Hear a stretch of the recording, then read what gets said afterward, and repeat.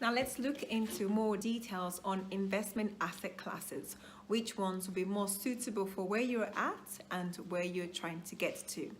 The first asset class we want to talk about is paper assets. And this includes the likes of treasury bills, your bonds, and stocks and shares. This is more or less on a passive investment basis because you simply invest your money into these vehicles and the money begins to work for you.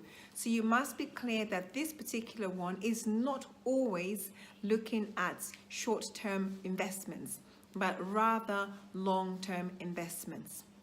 The next asset class we'll talk about is real estate, and that's property investments. Within property investments, one must take note that they can either do residential or commercial investments. What's truly important to help you serve your goals is to be clear about which strategy around property will help you meet those financial obligations.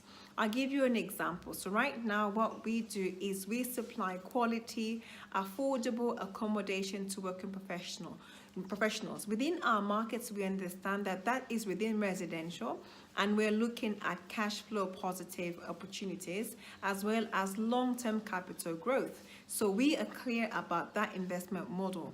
You could take on an aspect of real estate and think around residential, but focus primarily on a strategy that will meet your key life events and why you're getting into property. Not because you hear somebody else is doing it and they're doing it well, but actually to be able to meet your own personal financial goals. The third asset class we'll look at is that of a business. So you might have a good idea where you could be trading in a business or having a consultant being a consultant as a business owner, or whether you're offering services or products, whatever you decide. What's important for you to take note of is being clear on running a business, understanding the business fundamentals and how you can maximize your opportunity in running a business. And the disciplines that come along with running a business would include things like being clear on your personal expenses, never to be mixed with your business expenses. So that is running as a separate entity altogether. And the final piece around the asset class is one around commodities.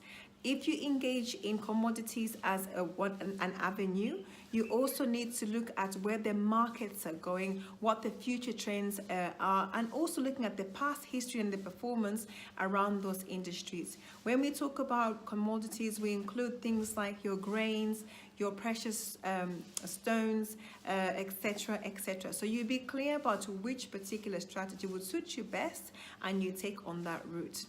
We at PSP believe it's always important for one to really understand the classes of assets in its entirety and then making an informed decision around which one would suit you best to meet your goals and your own personal financial objectives.